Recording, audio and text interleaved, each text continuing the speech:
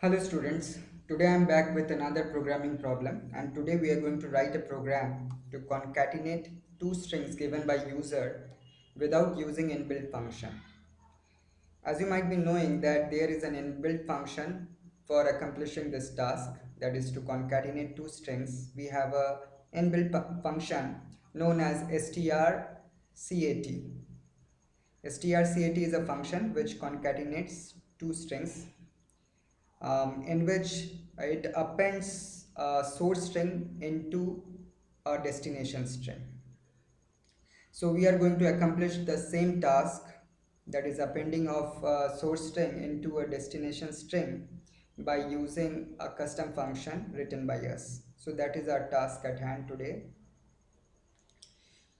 So first of all, we are going to take the two strings from the user. For that, I will be declaring two character arrays to hold the strings. So let us name the arrays as dst destination array, and let the size be 100. That means at the most it can hold up to 99 characters, so it should be big enough to hold the concatenated string plus the null character. Now let us call the second array as src for source, so it can also hold a string of length up to 99 plus one null character. Now prompt the user to enter destination string, enter destination string. Destination string would be the one in which the source string would get appended or concatenated. Now we would be using gets function to read the user input and store it in destination array, dst array that we have declared. Again, we would be prompting the user to enter the source string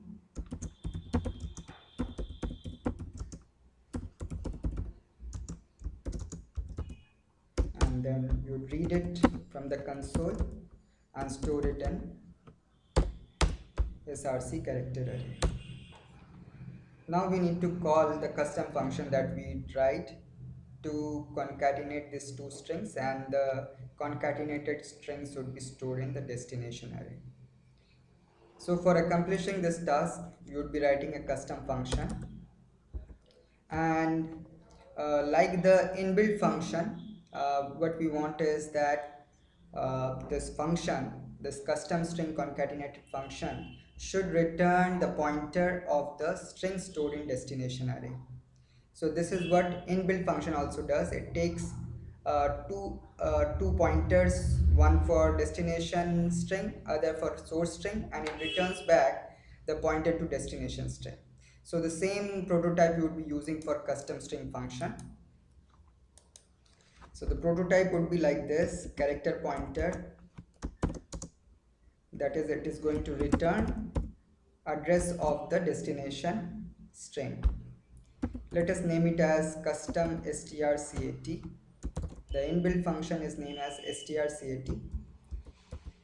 Now it takes two pointers, one pointer for the destination array, let us name it as d, and other pointer for the source string or array. Now what would be the logic here to concatenate the source string into the destination string? So let us first build our logic.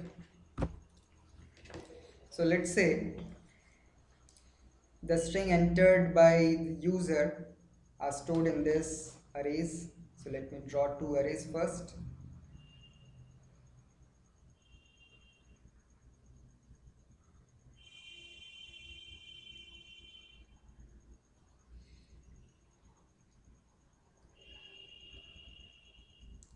So this, let it be the destination array. Fine. Let it be the destination array. and let's say the user has entered the string ABC, and the terminating character, as you might be knowing, is null character, right? And these are some garbage values. So here up to null character we have some intelligent values A, B, C, and after that we have some garbage values which are currently, these spaces are currently unused. And what about the source string? Let's say the source string is this and it is stored in another array.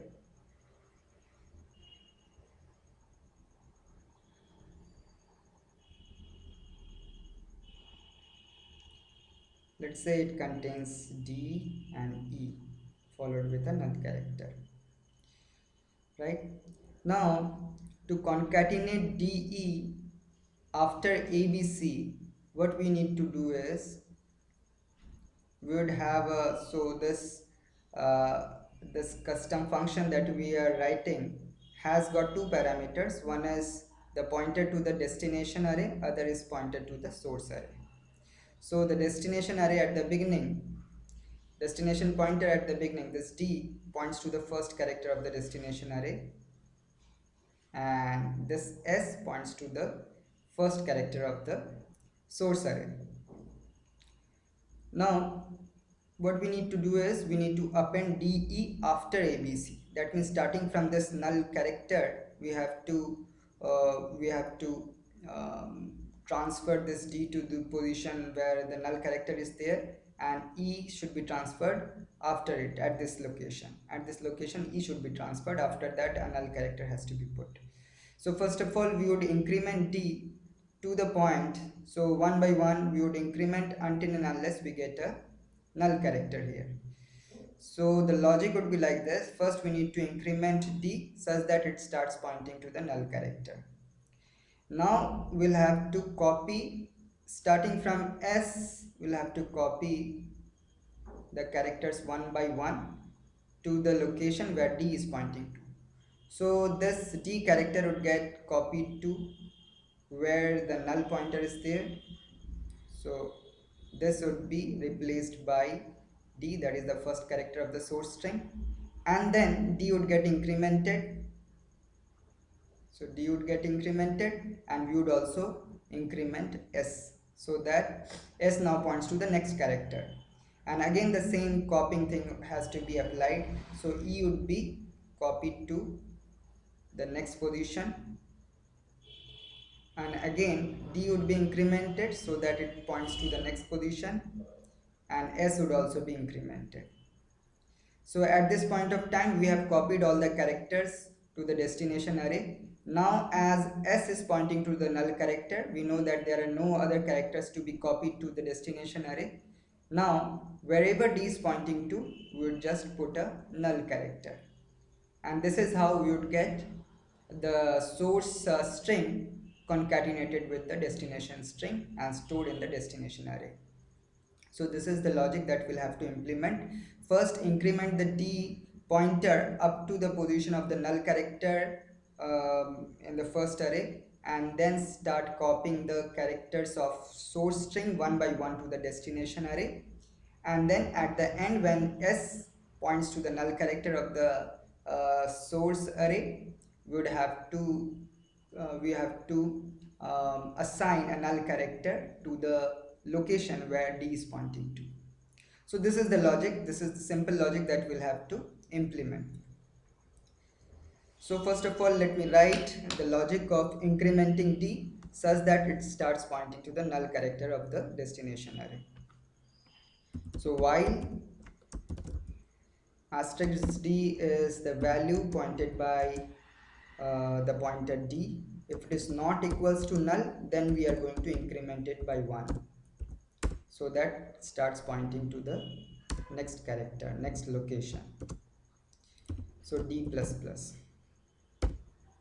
So this loop would go on till this condition becomes false. That means when D starts pointing to the null character, sorry, let me replace it with null character. So as soon as D starts pointing to the null character, this loop would stop, and the control would come out of this loop.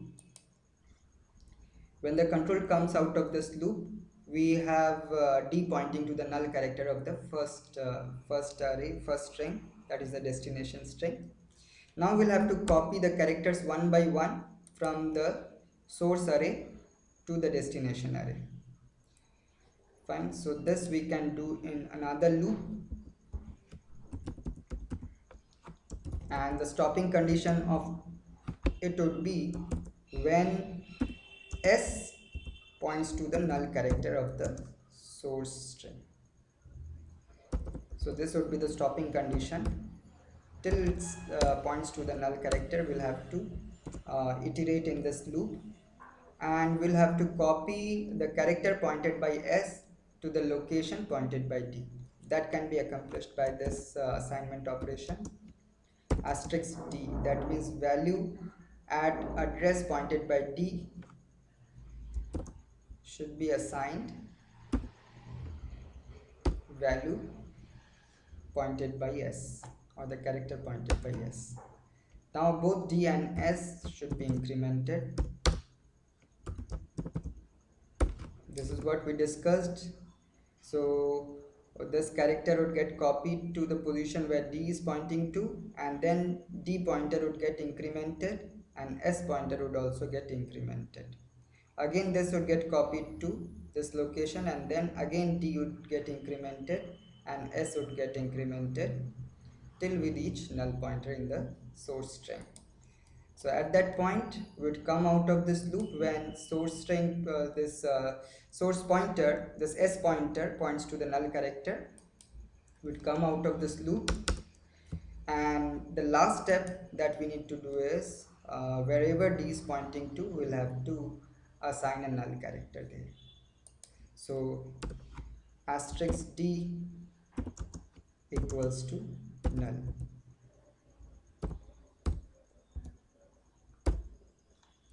Fine, and then we would return, like the inbuilt function, we would return the pointer to the destination array. So as we have changed the value of d, we cannot currently return d, because d is actually pointing to the last character, null character of the concatenated string. So what we need to do is, before starting this loop, we can actually make a copy of this address of the first destination string, and then we can modify d. The stem would always contain the address of the first character of the destination string, and that is what we're going to return at the end. So we are done with this function. Before calling it from the main function, let us define the prototype at the beginning and then make a call to it. So here we are going to call the custom strcat function and pass the pointers to the destination string as well as the source string. Now as such, we do not require the return value of this function here, because we already have this destination array, destination address here. So we didn't have to collect the value returned by the custom strcat. Now we are going to print the concatenated string on the console. The concatenated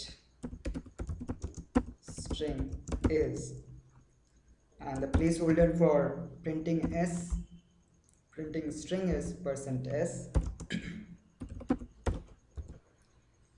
and this is going to get replaced by the content of dst array, destination array.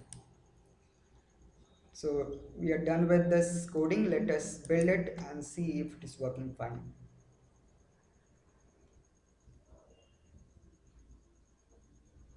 Enter destination string, let's say use, and a space, and then a cat.